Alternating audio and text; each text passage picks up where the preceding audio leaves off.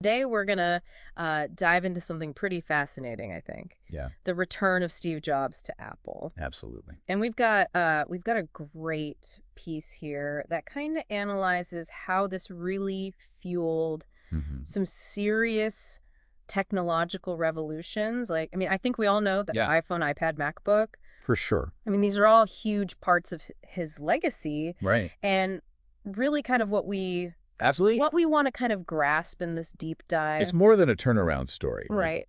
It's about like fundamentally changing how we live with technology. Exactly. Yeah. And I think what's really interesting to consider is like if you look at Apple before Jobs came back, Yeah. you know, Right. it was a very different tech landscape Oh, totally. Yeah. and the company was facing a lot of challenges. Yeah. It's so easy to think of Apple now as like this Yeah. dominant force, but Right. back then things were shaky. Absolutely. And then Jobs steps back in. Yeah. So let's start with the iPhone. Okay. What made that such a game changer? Well, I mean, think about what phones were like before. Yeah, they were clunky. Yeah, basically calls and maybe some basic internet. Yeah. The iPhone, with that multi-touch interface, just completely changed Yeah. how you interact with the device. Absolutely. Suddenly, it wasn't just about making calls. Right. You had like a powerful computer in your pocket. Yeah.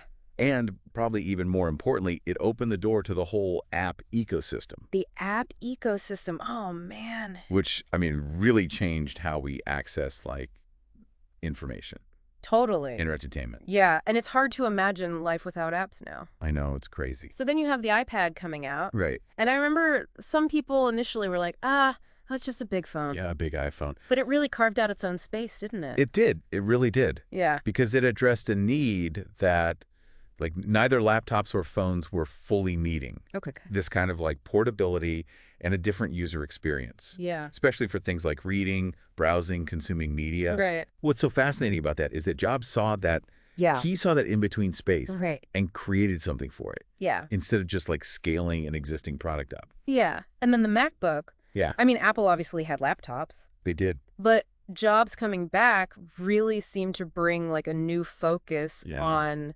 design and integration. Absolutely. How did that play into Apple's comeback in that market?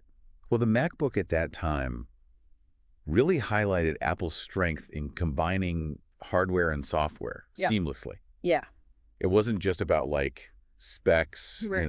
Right. raw power. It was the whole experience. It was about the whole experience. Yeah. The design, the ease of use, the way it worked with like all your other Apple stuff. Right. That like holistic approach Right. really set them apart.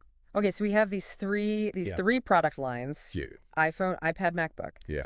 And you look at his legacy after his death, Mhm. and the impact is so clearly still there. What are some of those like lasting I think parts of his legacy? the relentless focus on like user experience, Okay. design, Yeah. that's a big one. Yeah. And that's still in every Apple product today. Right. And it's influenced like tons of other companies. Totally. Yeah. But even beyond that, Okay. it's that whole idea of thinking differently, Yeah. of pushing the boundaries and not just like Right. incrementally improving, Yeah. but like striving for these innovative leaps. Yeah. You know? So to sum it up, Jobs' return, it wasn't just about saving a company. Right. It was this catalyst for these technological revolutions. Yeah.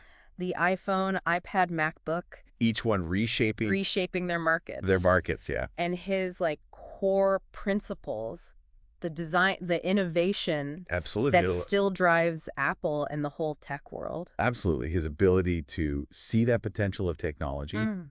and then translate that into something that's intuitive and that people actually want. Yeah, That's a really powerful lesson, I think. absolutely.